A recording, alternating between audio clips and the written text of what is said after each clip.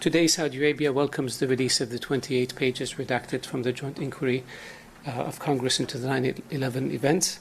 We have called for the release of these pages from the moment they were redacted.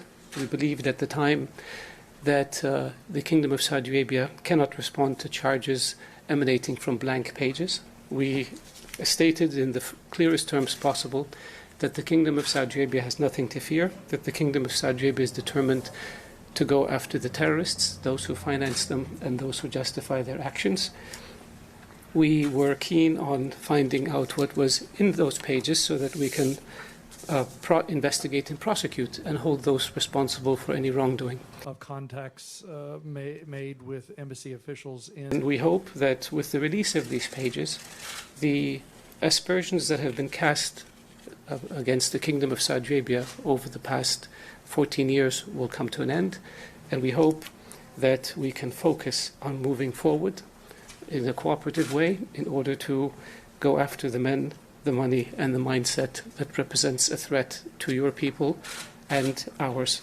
In the report, are you saying that the 9/11 crime is probably the most investigated crime in history? For anyone to think that any leads were not pursued is really unrealistic. The U.S. government agencies, with their tremendous responsibilities, have looked into this and have come to the conclusion that is very clear. There is no Saudi government involvement or involvement by Saudi officials in the events of 9/11. So I don't know how one can be more clear than this. Following up on your statements about what Saudi Arabia has... When I read the 28 pages, what comes through is even the Congressional Committee made it very clear in the text that we don't know. We don't know. We don't know. We don't have the capability to investigate. And then they handed over these leads or questions to the FBI and the CIA, which then conducted a thorough investigation and came out with the conclusion that there is no there there. So I'm not disappointed. I think people were doing their job as they should, and the conclusions have come out.